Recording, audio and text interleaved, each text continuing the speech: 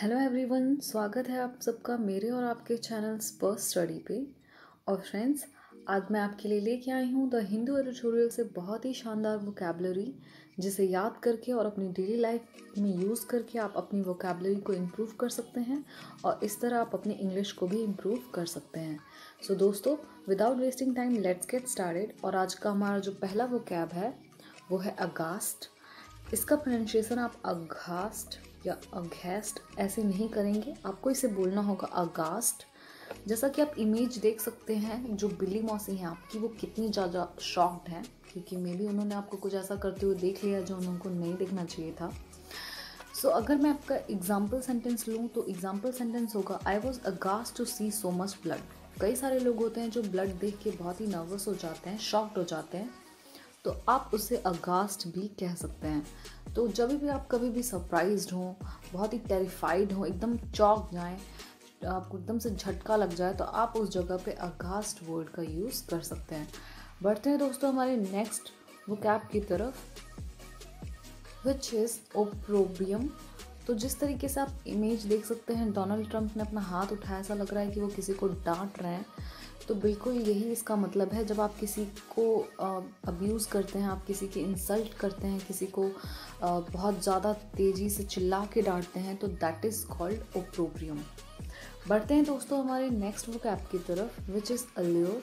Allure का मतलब होता है अट्रैक्ट। कोई भी चीज़ किसी, जैसे अल्योर मतलब लुभावना। जैसे होता है कि आप नॉर्मली मार्केट में बहुत सारी लोगों कस्टमर्स को अल्योर किया जाता है, अल्योर ऑफ़र दिए जाते हैं, मतलब लुभावने ऑफ़र दिए जाते हैं। जैसे कि the allure of the big city, मतलब एक लंदन या कोई भी बड़ा शहर चकाचौंध से जो भरा हो, वो उसको हम द अल्योर कहते हैं।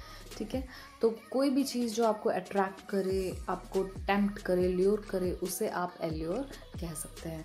इमेज में कैश है तो ऑफ कोर्स कैश तो हर किसी को अट्रैक्ट करता है, तो ये इसको आप कह सकते हैं कि अगर आपको एग्जाम्पल सेंटेंस लेना है तो आप कह सकते हैं the allure of the big city, यानी इस बड़े शहर का आकर्षण।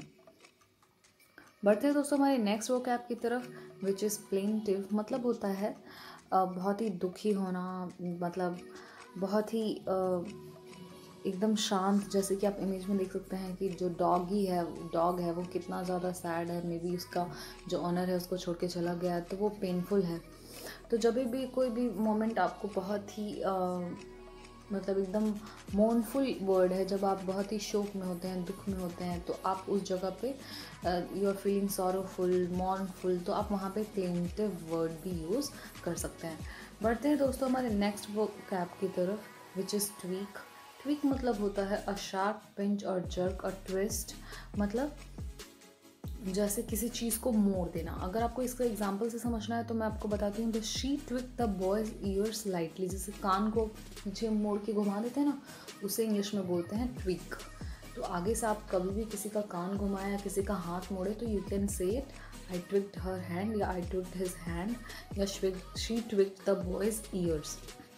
बढ़ते हैं दोस्तों हमारे नेक्स्ट वोकैब की तरफ, विच इज़ लैंग्वेड। लैंग्वेड का मतलब होता है लैकिंग इंथुसियाज्म एंड एनर्जी। मतलब जैसे कि आप पांडा को देख सकते हैं, वो कितना ही ज़्यादा लेथार्जिक फील कर रहा है, एकदम से सो गया है, लेट गया है, उसके शरीर में बिल्कुल भी एनर्जी नहीं है।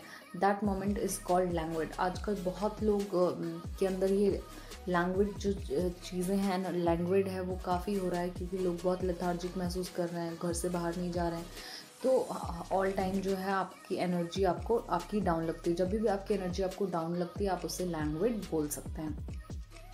बढ़ते हैं दोस्तों हमारे लास्ट वोकैब की तरफ, विच इज़ एक्रीमनी। एक्रीमनी में आपको पहले के सेशन में भी बता चुके हैं, ये वर्ड हिंदू ट्यूटोरियल में काफ़ी यूज़ होता है। The dispute was settled without acrimony. मतलब जो लड़ाई थी वो सेटल हो गई बिना किसी बहस के। तो एक्रीमनी बेसिकली ये होता है कि जब आप किसी से लड़ाई करते हैं, उसमें बहुत ही एक दूसरे को गाली गलौज, बहुत ही भला बुरा कहते हैं, that is called bitterness, a sharp and bitter hatred. जैसा कि आप इमेज में देख सकते हैं कि कैसे दो लोग एक दूसरे के ऊपर गुस्से से चिल्ला रहे हैं, दैट इज़ कॉल्ड एक्रीमनी। सो दोस्तों, आज का सेशन आपको कैसा लगा कमेंट सेक्शन में ज़रूर बताएं। सेशन को करें ज़्यादा से ज़्यादा शेयर, ताकि आपके फ्रेंड्स और फैमिली भी वोकैब लर्न कर सके और अपनी इंग्लिश को इम्प्रूव कर सके। Thank you.